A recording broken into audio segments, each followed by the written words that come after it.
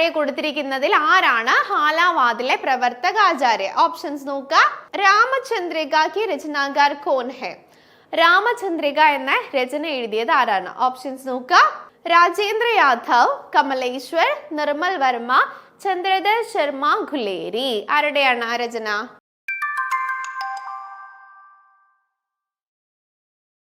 Hi everyone, welcome to competitive cracker. എൻ്റെ പേര് സുറുമി. നമ്മൾ ഇന്ന് സെറ്റ് ഹിന്ദിയുടെ വളരെ ഇമ്പോർട്ടൻ്റ് ആയിട്ടുള്ള കുറച്ച് ക്വസ്റ്റ്യൻസും ആയിട്ടാണ് വന്നിട്ടുള്ളത്. എല്ലാവരും സെറ്റ് എക്സാമിന് വേണ്ടി പ്രിപ്പയർ ചെയ്യാണ് അല്ലേ? അപ്പോൾ നമുക്ക് ആ ക്വസ്റ്റ്യൻസിലേക്ക് പോയാലോ? ഇൻമേം ഹാലാവാദ് കെ പ്രവർത്തക് കോൻ ഹെ? താഴെ കൊടുത്തിരിക്കുന്നതിൽ ആരാണ് ഹാലാവാദിലെ പ്രവർത്തകാചാര്യ? ഓപ്ഷൻസ് നോക്കുക. മഹാദേവി വർമ്മ, ഹരിവംശ് റായ് ബച്ചൻ, സൂര്യകാന്ത് ത്രിപാഠി നിരാല, ദിൻകർ. ആരാണ് ഹാലാവാദിലെ പ്രവർത്തകൻ എന്നറിയപ്പെടുന്ന വ്യക്തി? ആരായിരിക്കാം? ഓപ്ഷൻ ബി ആണ് റൈറ്റ് ആൻസർ. ഹരിവംശ് റായ് ബച്ചൻ ആണ് ഹാലാവാദിലെ പ്രവർത്തകൻ എന്നറിയപ്പെടുന്ന റൈറ്റർ. ഓക്കെ, അടുത്ത ക്വസ്റ്റ്യൻ നോക്കുക. बच्ची कुर्सी पर बैठती है, यहाँ कुर्सी पर प्रयुक्त कारक कौन सा है? സെന്റൻസ് ശ്രദ്ധിക്കുക. ബച്ചി കുർസി പർ ബൈഠത്തി ഹെ. ഈ സെന്റൻസിൽ ഏത് കാരകാണ് ഉള്ളത്? ഓക്കെ, അതാണ് ക്വസ്റ്റ്യൻ. ഓപ്ഷൻസ് നോക്കുക. കർത്താകാരക്, കരൺ കാരക്, അധികരൺ കാരക്, സംബോധൻ കാരക്. ഇതിൽ ഏതാണ് കാരക പ്രത്യയം? ഏതാണ്? ഓക്കെ, ഏതാണ് വിഭക്തി വരുന്നത്? പർ ആണ്. ഓക്കെ, പ്രത്യയ ചിഹ്നം വരുന്നത് പർ ആണ്. അപ്പൊ ആ പർ ഏത് കാരകാണെന്ന് കണ്ടുപിടിക്കുക. ഏത് കാരകാണ് പർ? ഓക്കെ, അധികരൺ കാരകാണ് പർ എന്ന് പറയുന്നത്. അധികരൺ കാരക. ഓക്കെ, അധികരൺ കാരകാണ് പർ. മേം പർ എന്നീ രണ്ട് കാരക പ്രത്യയങ്ങളാണ് അതിനുള്ളത്. അധികരൺ കാരകിന് മേം പർ. ഓക്കെ, അടുത്ത് നോക്കുക. കർത്താകാരക്. കർത്താകാരകിന്റെ പ്രത്യയ ചിഹ്നം ഏതാണ്? നേ ആണ്. ദെൻ കരൺ കാരക പ്രത്യയ ചിഹ്നം വരുന്നത് സേ ആണ്. സംബോധൻ കാരക് ഹേ, അരേ. സംബോധൻ എന്ന് പറഞ്ഞാൽ എന്താണ്? സംബോധന ചെയ്യാം. അജി, അഹോ.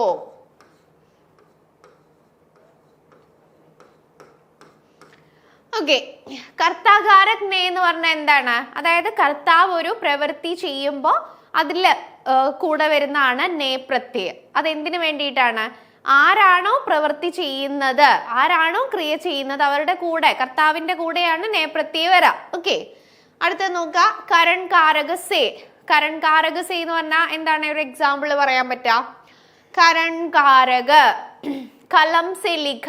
അതായത് കർത്താവ് ഒരു വസ്തുവിന്റെ ഹെൽപ്പോട് കൂടിയിട്ട് ഒരു പ്രവൃത്തി ചെയ്യാണ്. ആ വസ്തുവിന്റെ കൂടെയാണ് എന്ത് വരാ? ആ ഹെൽപ്പ് ചെയ്യുന്ന ആ വസ്തുവിന്റെ കൂടെയാണ് സേ വരുന്നതെങ്കിൽ അത് നമുക്ക് കരൺ കാരക സേന് ഉദാഹരണമായിട്ട് പറയാം. ഓക്കെ, കലം സെ ലിഖ എന്ന് പറഞ്ഞാൽ പേന കൊണ്ട് എഴുതി. ഓക്കെ, അടുത്ത് നോക്കുക. അധികരൺ കാരക്. അധികരൺ കാരക് എന്ന് പറഞ്ഞാൽ മേരാ കലം ടേബിൾ കെ ഊപ്പർ ഹെ, അല്ലെങ്കിൽ ऊपर मेम है. ओके, मेरा അല്ലെങ്കിൽ മേരി മാ മേരി ഘർ പർ ഹെ. ഓക്കെ, എന്ന് പറയുമ്പോൾ നമ്മുടെ എന്താണ്? ഒരു വസ്തു എവിടെയാണോ ഇരിക്കുന്നത്, അല്ലെങ്കിൽ ജീവനുള്ളതാണെങ്കിലും ഇല്ലാത്തതാണെങ്കിലും എവിടെയാണോ അതിന്റെ ബേസ് വരുന്നത്, എവിടെയാണ് ഇരിക്കുന്നത് എന്നൊക്കെ സൂചിപ്പിക്കാൻ വേണ്ടിയിട്ടാണ് നമ്മൾ പർ മേം എന്നീ കാരക ചിഹ്നങ്ങൾ യൂസ് ചെയ്യുന്നത്. അത് അധികരൺ കാരകിലാണ് വരാം. അധികരൺ കാരകിലെ പ്രത്യയ ചിഹ്നങ്ങളാണ് മേം പർ എന്നിവ. അടുത്ത നോക്കുക. സംബോധൻ കാരക്. സംബോധൻ കാരകിന് എക്സാമ്പിൾ എന്ത് പറയാം? ഹേ, യഹായേ എന്ന് പറയുമ്പോൾ നമ്മൾ ഒരാളെ വിളിക്കുകയാണ്, സംബോധന ചെയ്യാൻ വേണ്ടിയിട്ട് യൂസ് ചെയ്യുന്ന കാരക ചിഹ്നങ്ങളാണ് സംബോധൻ കാരകിൽ വരാം. അരേ, യഹായേ എന്നൊക്കെ പറയുമ്പോൾ ഹേ, അരേ, അജി, അഹോ എന്നീ ലെറ്റേഴ്സ്, വേർഡ്സുകൾ നമ്മൾ എന്തിനു വേണ്ടിയിട്ടാണ് ഉപയോഗിക്കുന്നത്? സംബോധന ചെയ്യാൻ വേണ്ടിയിട്ട് ഉപയോഗിക്കുന്നതാണ്. ഒരാളെ വിളിക്കാൻ വേണ്ടിയിട്ട് യൂസ് ചെയ്യുന്ന വേർഡ്സ് ആണ് സംബോധൻ കാരകിൽ വരാം. ഓക്കെ, അടുത്ത ക്വസ്റ്റ്യൻ നോക്കാം. ഓക്കെ, അപ്പോൾ സെറ്റ് കോഴ്സസ് നിങ്ങൾക്ക് എല്ലാവർക്കും അറിയാം. സെറ്റിന്റെ കോഴ്സസ് CCയിൽ അവൈലബിൾ ആണ്. ഇത്രയും റിസൾട്ട് സെറ്റിന് നമ്മുടെ CCയിൽ കഴിഞ്ഞ തവണ ഉണ്ടായിരുന്നു. ഇത്തവണ ജൂലൈയിലാണ് എക്സാം നടക്കാൻ പോകുന്നത്. അപ്പോൾ അതിനു മുമ്പ് എത്രയും പെട്ടെന്ന് ജോയിൻ ചെയ്യാൻ താല്പര്യമുള്ളവർ 60 ഡേയ്സിന്റെ ബാച്ചസ് അവൈലബിൾ ആണ് CCയിൽ. അതിൽ ജോയിൻ ചെയ്യാൻ നോക്കുക. അടുത്ത ക്വസ്റ്റ്യൻ ആണ് ഉസ്നെ കഹാദ കിസ്കി കഹാനി ഹെ. ഉസ്നെ കഹാദ എന്ന് പറയുന്നത് ആരുടെ കഹാനിയാണ്, ആരുടെ കഥയാണ്? ഓപ്ഷൻസ് നോക്കാം. രാജേന്ദ്ര യാദവ്, കമലേശ്വർ, നിർമ്മൽ വർമ്മ, ചന്ദ്രധർ ശർമ്മ ഘുലേരി. ആരുടെയാണ് ആ രചന? ഉസ്നെ കഹാദ എന്ന് പറയുന്നത് ആരുടെ രചനയാണ്? ആൻസർ നോക്കാം.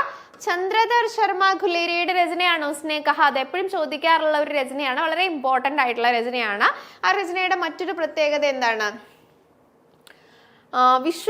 विश्व युद्ध के पृष्ठभूमि पर लिखा गया एक रचना है उसने कहादा.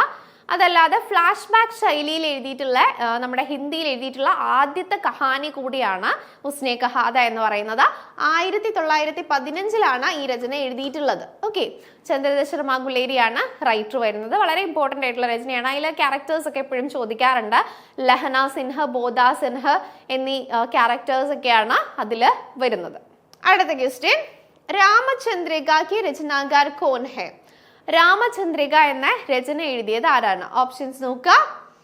തുളസീദാസ്, കേശവദാസ്, ബിഹാരി ഭൂഷൺ. രാമചന്ദ്രിക എന്ന് പറയുന്നത് ഏത് കാലഘട്ടത്തിൽ എഴുതിയ രചനയാണ്? രീതി കാലഘട്ടത്തിൽ എഴുതിയ രചനയാണ്. അപ്പോൾ ഓപ്ഷൻസിൽ നിന്നും റൈറ്ററിനെ കണ്ടുപിടിക്കുക. ആരാണ് ആ റൈറ്റർ വരിക? കേശവദാസ് എഴുതിയ രചനയാണ് രാമചന്ദ്രിക. രാമചന്ദ്രിക വളരെ ഫേമസ് ആയിട്ടുള്ള അദ്ദേഹത്തിന്റെ രചനയാണ്. അദ്ദേഹം രാമചന്ദ്രിക കേശവദാസിന്റെ രചനയാണ്. ഖഡിൻ കാവ്യ കാ പ്രേത് എന്നറിയപ്പെടുന്ന റൈറ്ററാണ് കേശവദാസ്. Very very important. ഖഡിൻ കാവ്യ കാ പ്രേത് എന്നറിയപ്പെടുന്ന റൈറ്ററാണ് കേശവദാസ് എന്ന കാര്യം ഓർത്തു വെക്കുക. അടുത്ത നോക്കാം. വക്രോക്തി സമ്പ്രദായക്ക് പ്രവർത്തകാചാര്യ കോൻ ഹെ? വക്രോക്തി സമ്പ്രദായയുടെ പ്രവർത്തകാചാര്യ ആരാണ്? ഓപ്ഷൻസ് നോക്കുക. ആനന്ദവർദ്ധൻ, കുന്തക്, ഭരതമുനി, വാമൻ. ആരാണ് വക്രോക്തി സമ്പ്രദായയുടെ പ്രവർത്തകാചാര്യ? കുന്തകാണ് വക്രോക്തി സമ്പ്രദായയുടെ പ്രവർത്തകാചാര്യ വരുന്നത്. ബാക്കിയുള്ള ഓപ്ഷൻസ് നോക്കുക. ആനന്ദവർദ്ധൻ ഏതാണ്? ധ്വനിയാണ്, ധ്വനി സമ്പ്രദായ്. ദെൻ ഭരതമുനി നാട്യശാസ്ത്രമാണ് അദ്ദേഹത്തിന്റെ ഗ്രന്ഥത്തിന്റെ പേര്. ഭരതമുനി രസസിദ്ധാന്താണ്. ദെൻ വാമൻ രീതി സമ്പ്രദായ്, രീതി. ഓക്കെ, ഇത്രയാണ് വരുന്നത്. അടുത്ത क्वेश्चन നോക്കാം. മയ്യ മോഹിൻ ദാഊ ബഹുത് ഗിച്ചായോ യ കിസ്കെ പദ് കാ അംശ ഹെ? ഇത് ആരുടെ വരികളാണ്? ഓപ്ഷൻസ് നോക്കുക. കബീർ, റഹീം, തുളസി, സൂർദാസ്.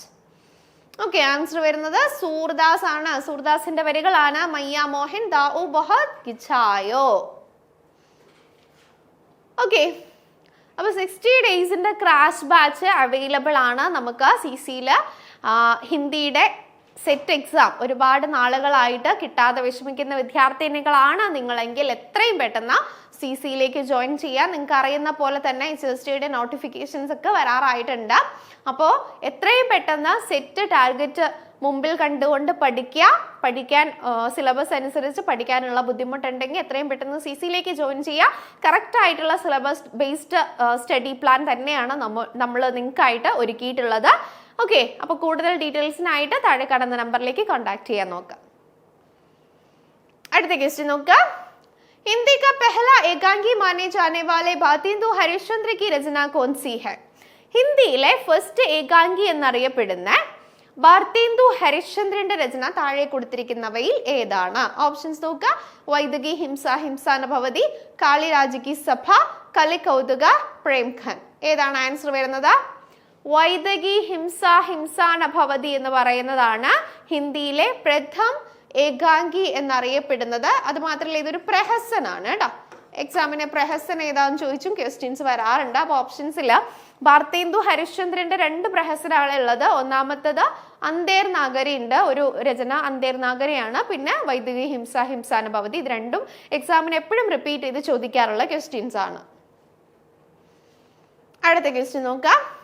व्यंग्य कहानी बोलाराम का जीव किसकी रचना है? व्यंग्य കഹാനിയായ ബോലാറാം കെ ജീവ് എന്ന് പറയുന്നത് ആരുടെ രചനയാണ്? ഓപ്ഷൻസ് നോക്കുക. ജയശങ്കർ പ്രസാദ്, ഹരിശങ്കർ പർസായി, മധു കാംകറിയ, പ്രിയംവദ്. ആൻസർ വരുന്നത് ഹരിശങ്കർ പർസായിയുടെ രചനയാണ് ബോലാറാം കാ ജീവ്.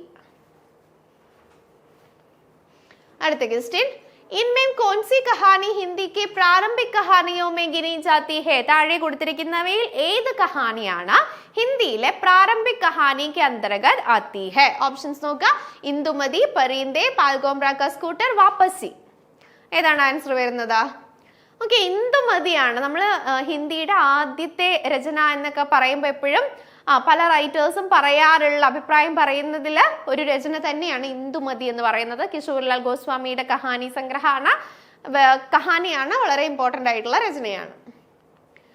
ഓക്കെ, അപ്പം നമ്മൾ വളരെ ഇമ്പോർട്ടൻ്റ് ആയിട്ടുള്ള ഒരു ടോപ്പിക് ക്വസ്റ്റ്യൻസ് ആണ്, ഹിന്ദിയിൽ വളരെ ഇമ്പോർട്ടൻ്റ് ആയിട്ടുള്ള കുറച്ച് ക്വസ്റ്റ്യൻസ് ആണ് നമ്മൾ ഇന്ന് കവർ ചെയ്തിട്ടുള്ളത്. ഓക്കെ, അപ്പോൾ എല്ലാവർക്കും അറിയാം സെറ്റിൻ്റെ എക്സാംസ് ഉടനെ തന്നെ ഉണ്ടാവും അല്ലേ, ജൂലൈയിൽ എക്സാം ഉണ്ടാവും സെറ്റിൻ്റെ. അപ്പോൾ എത്രയും പെട്ടെന്ന് പഠിച്ചു തുടങ്ങാത്തവർ കറക്റ്റ് ആയിട്ടുള്ള സിലബസ് പ്ലാനോട് കൂടി പഠിച്ചു തുടങ്ങാം. ഓക്കെ, CC-യിൽ സെറ്റ് ഹിന്ദിയുടെ കോഴ്സസ് അവൈലബിൾ ആണ്. അപ്പോൾ കൂടുതൽ ഡീറ്റെയിൽസിനായി താഴെ കാണുന്ന നമ്പറിലേക്ക് കോൺടാക്ട് ചെയ്യുക.